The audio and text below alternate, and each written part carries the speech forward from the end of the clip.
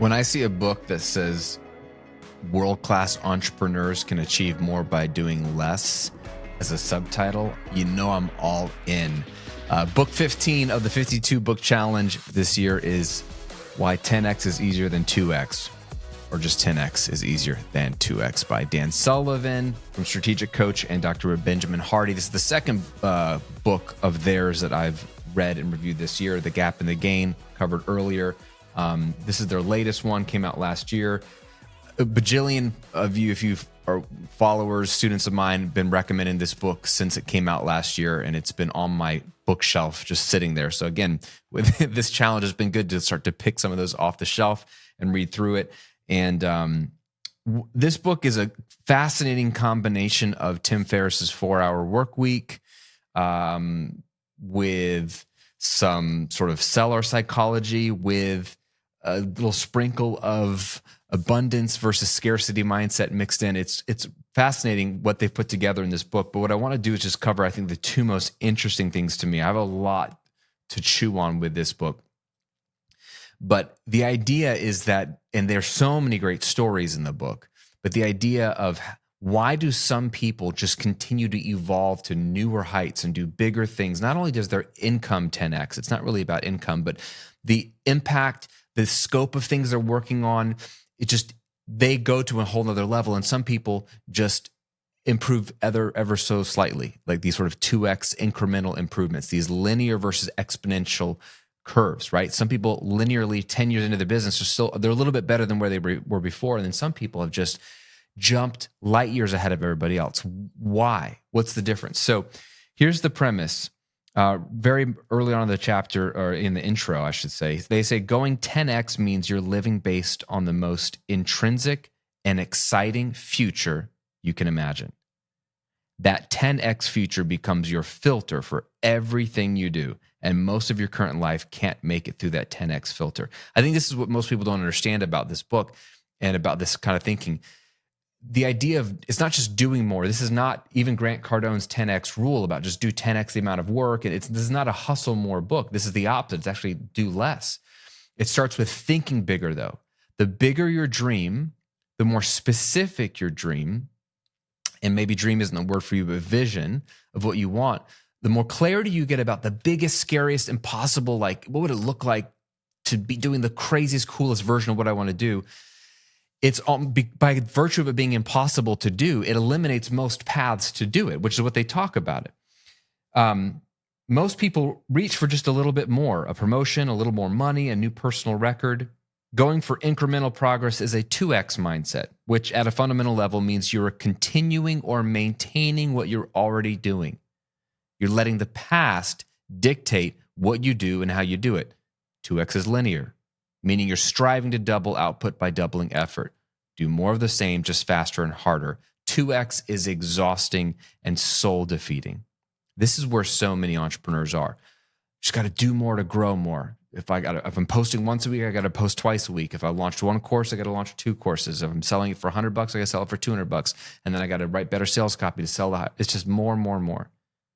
By contrast, going back to quoting the book, 10x is so big and seemingly impossible that it immediately forces you out of your current mindset and approach. You can't work 10x harder or longer. Brute force and linear methods won't get you to 10x. Going 10x is the simplification of your focus down to the core essential. Then you remove everything else. The rest of this book is all about the 80-20 rule. This is secretly the 80-20 rule all over again. Richard Koch, 4-Hour Work Week. What it is, it's a repackaging of the most powerful principle there is, which is 80% of your results come from 20% of your efforts. So in order to get to the next level in this exponential curve of your business, of your life, whatever it is, you're going to have to let go of the 80% that's only contributing to 20% of your results. It might be contributing some, but it's taking up 4/5 of your time. And it's old thinking, and you have to just say no to it, which is very hard to do because it's saying no to part of yourself. It's what you've been doing 4/5 of your time. It's saying no to 4/5 of your customers, saying no to 4/5 of the type of content you've done, it's saying no to what most people know you as, and doubling down on the 20% that's going to get you to the next level. That means hiring people. That means eliminating people. That means, or eliminating tasks, not people. That means radically thinking differently. It's this 10x thinking in their minds is a focused thinking. If that's the whole point, what's the big thing you want to do? And think about how many 10x jumps you've made in your life. At one point, you couldn't read, and now you can read. At one point, you couldn't speak your language, and now you can speak it. If you're a business owner, at one point you didn't have a business, and now you have a business. These are multiplicative leaps, right? Most people don't start a business. For me, I've had multiple 10x jumps when I look back at it, from starting my first business, and it was a freelance business, to then having a digital side where I'm selling some courses. And then my first big 10x leap was to go all in on the digital courses and stop taking client work. That was scary. Client work made up most of my money. But I said, you know what? If I want to be great at online courses and YouTube, I got to go all in on that. So I stopped taking clients. It's so funny. That was so scary back then, but I wouldn't want to take a music client right now and make their record. Like, I'm so far from that, but that was an incremental leap. Getting from 6 figures in my business to 7 figures. I had to hire a marketing guru to help partner with me, to help give me new ideas, because I was fresh out of ideas. And that was scary because it was a profit share agreement. Spend more money on him, give him more of the profit share. But it helped me unlock so many things that were still in me and look at my business more creatively. They helped me get to the next level. I've made millions of dollars in that business. I don't even run that business anymore. That was a big 10x leap, to go all in on this new personal brand 6 years ago. To become an author was a 10x leap. To become a speaker, like every time I've done it, I've had to let go of 80% of what I was doing before and go all in on this new stuff. And I've had to let go of people's expectations of me. Why aren't you doing the music stuff anymore, Graham? You're the music guy. I miss you. But that's not who I am. That's not where I want to be anymore. I want to be doing these new things. And so it's just this beautiful process of, what do you really want to go after? And do you have the guts to go after it? There's a whole section on doing it because you want to, not because you need to. Nobody needs to 10x. So don't justify your desire to 10x, because you can't. People are going to want you to justify your desire to grow or scale or do something new or whatever it is, step into a new niche. It's not a need, it's a want. Just admit that I want to do this. I don't have to justify it to you or to myself. It's just a want. So I thought that was a fascinating conversation. I'm still teasing that out. But one final thought here that I thought was powerful, that seems unrelated, but it is perfectly related. Dan Sullivan has this idea called always be the buyer. And being the buyer means you have clear standards for yourself and you know what you want. The opposite is being a seller, where you're desperate to be in a particular situation because you think you need it. As the seller, you'll twist yourself into uncomfortable shapes to be accepted. You're unclear on and uncommitted to your intrinsically crafted standards. In every social situation, you're either being a buyer or a seller. The difference between a buyer and a seller is the buyer can walk away. The buyer is not desperate to be there. The buyer is the one who does the rejecting, whereas the seller is the one who gets rejected.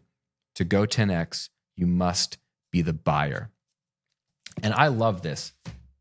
This is what my new book, Rebel, is all about. Do you even know who you are and what you want out of life? Until you do, you're going to distort and twist yourself into whatever shape people say that you should be, or whatever shape you think you need to be as a business owner, as a content creator, as a person.